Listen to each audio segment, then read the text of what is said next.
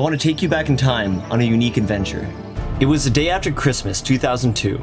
I'd been anchored in the south side of Cat Island for the past few weeks, living the life I love, spearfishing and exploring each day. But just to the south was an adventure that kept calling my name, the Tartar Bank. Miles out in the open ocean, surrounded by 5,000 feet deep water, this single pinnacle rises up to as shallow as 50 feet. What could be out there? What might I see? What could I spearfish? There was only one way to find out. I was going to have to freedive it alone. This would certainly be dangerous, and some would even call this reckless. But I was determined to push my limits and see what adventure was over the horizon. Alright, it is the day after Christmas, and I am tired of getting rolled around here. It's a really cool anchorage, a lot of really cool spearfishing, and man, I could definitely stay here for some time, but I am sick of just getting rolled around. So I'm moving, but I figured I bet I could go on an adventure while I'm moving. So I'm gonna go try to dive a thing known as the Tartar Bank.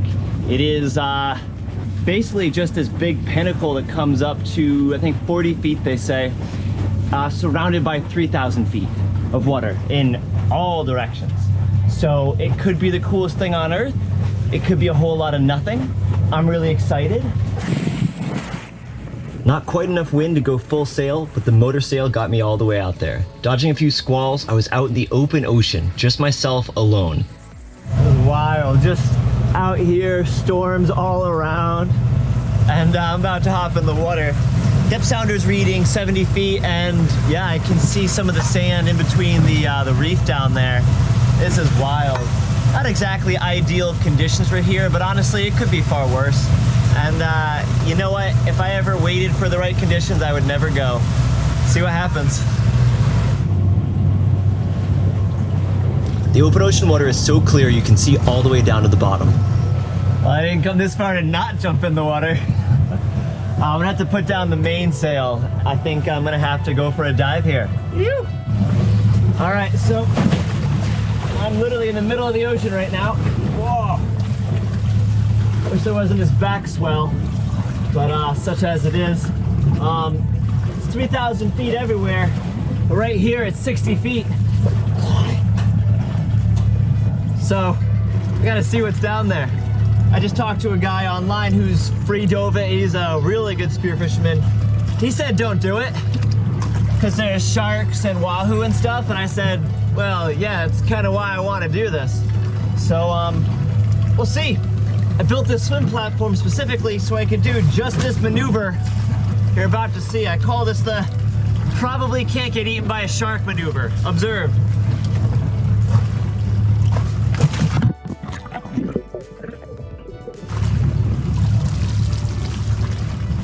All right, I don't see any sharks. I'm gonna hop on in. I just locked the helm to put me in at 360, so if something does go wrong, the boat can't go very far. Not like I plan to go very far either, though. Although this isn't very safe, I try to do my best to make it as safe as possible by jumping in little by little, first with my head, then holding onto the back of the sailboat, and then eventually diving on down.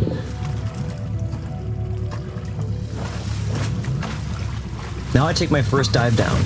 It is incredible how clear the water is here, but I'm really surprised I'm not seeing anything yet. Maybe it's all hiding somewhere nearby. I'm gonna get back on the boat and get geared up some more. It's very blue, it's very beautiful, but I don't really see any sea life, unfortunately. I'm gonna strap my fins on, because if nothing else, I'm going down to the bottom of this thing. Phew. Phew.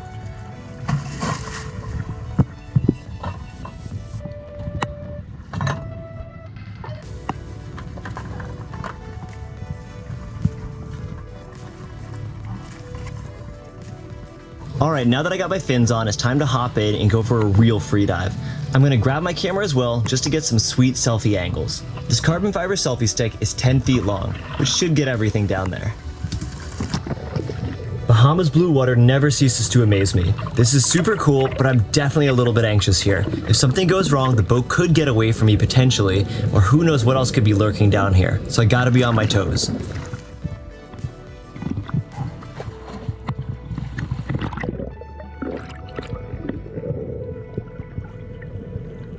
I'm still getting ready and getting my breathe up just right. I don't want to get away from the sailboat just yet.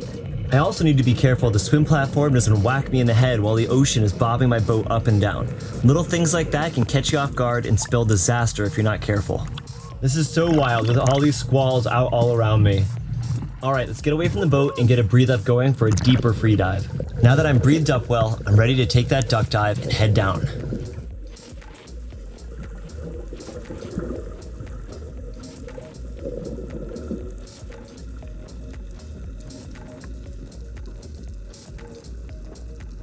This is kind of wild diving this far below my sailboat, knowing that there's nobody else around. I stop about halfway down because this is just my first free dive. I don't need to push it all the way to the bottom. I want to make sure that I feel okay for this. I point out a couple grouper down there, but other than that, there's really not much sea life around. There's that Nassau grouper. Seems like it's the only one home here. I keep waiting for something big to come around the corner because that really could happen. I could only imagine that whales might even come by this spot and how cool that would be. It's so cool looking up from under the water at my home, my sailboat, and my ride back out of here. Alright, now this is the big breathe up. Now I'm planning to finally go to the very bottom. It looks so much closer than it is with that clear water. But try to hold your breath right there along with me. Let's dive in.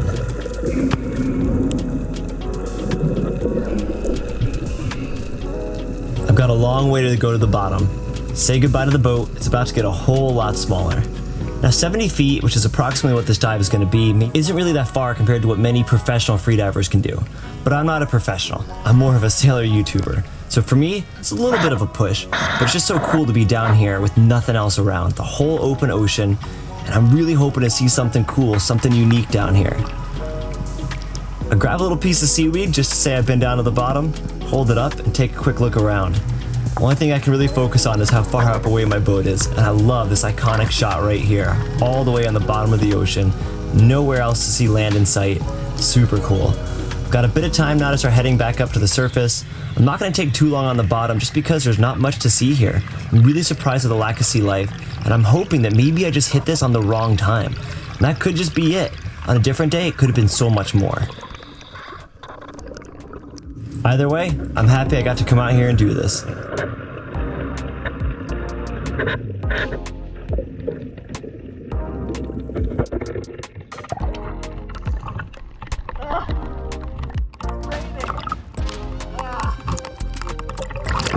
Well, that was a little disappointing.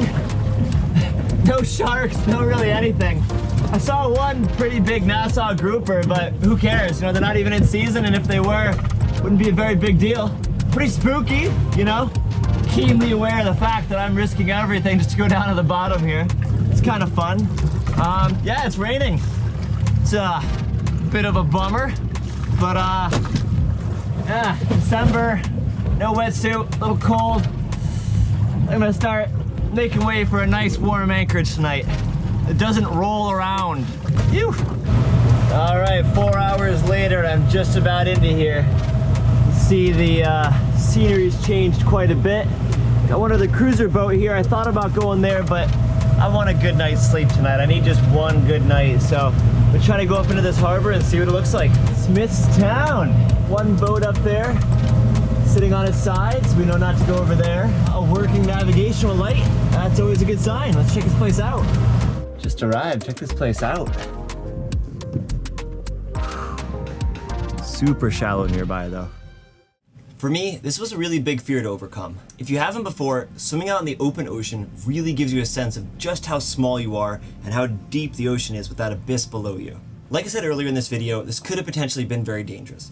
If I had gotten hurt, there would have been no help to arrive. Or if my boat had simply powered off away from me. And though I always take what I consider to be appropriate measures to prevent these things from happening, I still get a fair few comments about people that are concerned about the safety of my videos.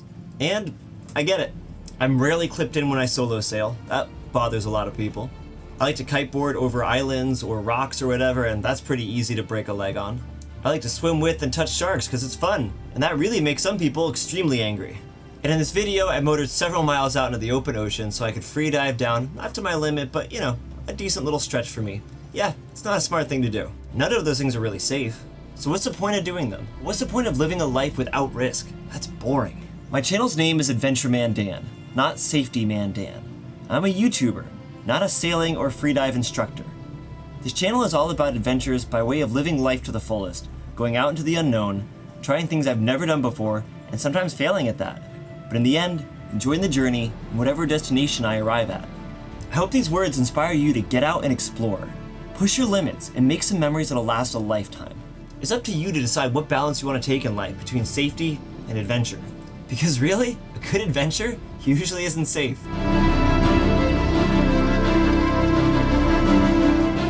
So I hope you enjoyed this video, and I'll see you on the next adventure. Cheers. Thanks for joining me on this adventure. I hope you feel inspired to begin adventures of your own. Don't forget to like, comment, and subscribe. For an exclusive, in-depth look at this adventure lifestyle and to further support my channel, become a member of my Patreon crew. Link in the description. I'll see you on the next adventure.